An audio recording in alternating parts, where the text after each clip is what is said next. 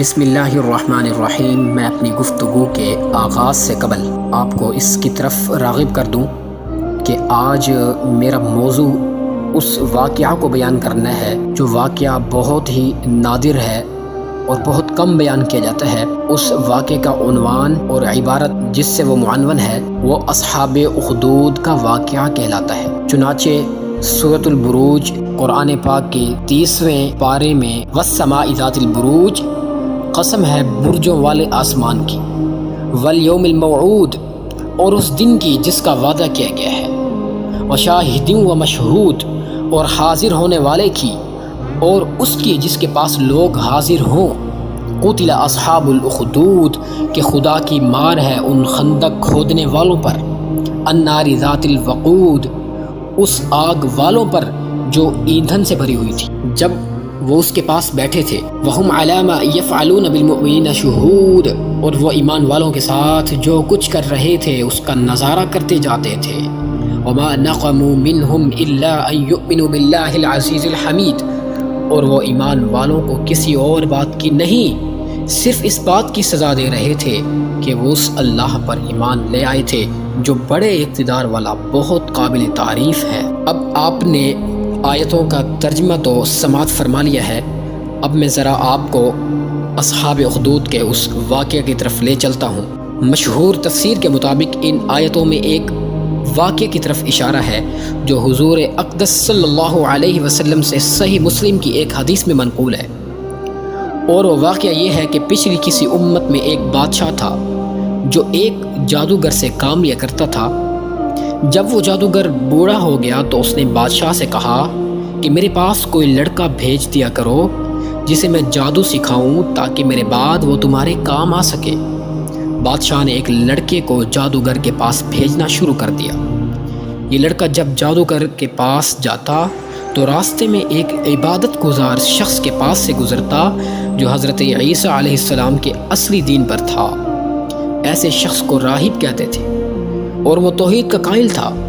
یہ لڑکا اس کے پاس بیٹھ جاتا اور اس کی باتیں سنتا تھا جو اسے اچھی بھی لگتی تھی۔ ایک دن وہ جا رہا تھا تو راستے میں ایک بڑا جانور نظر آیا جس نے لوگوں کا راستہ روکا ہوا تھا، اور بعض روایتوں میں یہ بھی آتا ہے کہ وہ جانور شیر تھا اور لوگ اس سے ڈر رہے تھے۔ لڑکے نے ایک پتھر اٹھایا اور اللہ سے دعا کی کہ یا اللہ، اگر راہب کی باتیں آپ کو جادوگر کی باتوں سے زیادہ پسند ہیں تو اس پتھر سے اس جانور کو مروا دیجیے۔ اب جو اس نے پتھر اس جانور کی طرف پھینکا تو وہ جانور مر گیا اور لوگوں کا راستہ کھل گیا۔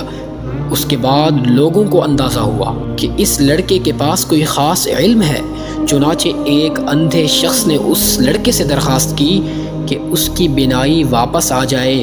لڑکے نے اس سے کہا کہ شفا دینے والا تو اللہ ہے، اس لیے اگر تم یہ وعدہ کرو کہ اللہ کی توحید پر ایمان لے آؤ گے تو میں تمہارے لیے اللہ سے دعا کروں گا۔ اس نے یہ شرط مان لی۔ لڑکے نے دعا کی تو اللہ رب العزت نے اس کو بینائی عطا فرما دی اور وہ توحید پر ایمان لے آیا۔ ان واقعات کی خبر جب بادشاہ کو ہوئی تو اس نے اس نابینا کو بھی گرفتار کروا لیا اور لڑکے اور راہب کو بھی، اور ان سب کو توحید کے انکار پر مجبور کیا۔ لیکن جب وہ نہ مانے تو اس نے اس نابینا شخص اور راہب کو تو آری سے چروا دیا اور لڑکے کے بارے میں اپنے نوکروں کو حکم دے دیا کہ اسے کسی اونچے پہاڑ پر لے جا کر نیچے پھینک دے۔ لیکن جب وہ لوگ لڑکے کو لے کر گئے تو اس نے اللہ سے دعا کی، پہاڑ پر زلزلہ آیا جس سے وہ لوگ مر گئے، لڑکا زندہ رہا۔ بادشاہ نے حکم دیا کہ اس کو کشتی میں لے جا کر سمندر میں ڈبو دیا جائے۔ لڑکے نے پھر اللہ سے دعا کی جس کے نتیجے میں کشتی الٹ گئی، وہ سب ڈوب گئے اور لڑکا پھر بھی سلامت رہا۔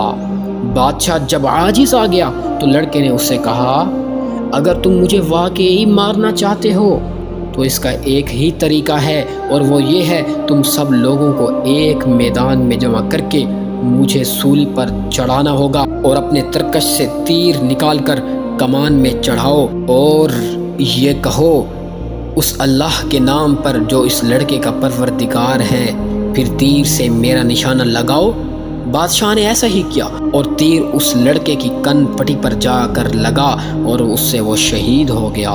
لوگوں نے جب یہ نظارہ دیکھا تو بہت سے لوگ ایمان لے آئے۔ اس موقع پر بادشاہ نے ان کو سزا دینے کے لیے سڑکوں کے کناروں پر خندقیں کھدوا کر ان میں آگ بھڑکائی اور حکم دیا کہ جو کوئی دین حق کو نہیں چھوڑے گا اسے ان خندقوں میں ڈال دیا جائے گا۔ چنانچہ اس طرح ایمان والوں کی ایک بڑی تعداد کو اس نے زندہ جلا دیا۔ صحیح مسلم کی اس حدیث میں یہ صراحت تو نہیں ہے کہ سورۃ بروج میں خندق والوں کا جو ذکر ہے اس سے یہی واقعہ مراد ہے۔ محمد بن اسحاق رحمۃ اللہ علیہ نے اس سے ملتا جلتا واقعہ ایک اور بھی بیان کیا ہے اور اس کو سورۃ بروج کی تفسیر قرار دیا ہے، لیکن اس کے متعلق تفاسیر کے اندر یہی واقعہ ملتا ہے۔ سب سے اقرب یہی واقعہ بیان کیا جاتا ہے۔ مفسرین کرام نے اکثر اسی واقعے کو راجح قرار دیا ہے، لیکن اگر آپ تفصیل سے اس کا مطالعہ کرنا چاہتے ہیں تو حضرت مولانا حفظ الرحمان صاحب سیوہاری رحمۃ اللہ علیہ نے قصص القرآن میں اس پر بہت مفصل بحث کی ہے۔ اگر آپ کا دل چاہے تو آپ ادھر رجوع فرما سکتے ہیں۔ جزاک اللہ خیرہ۔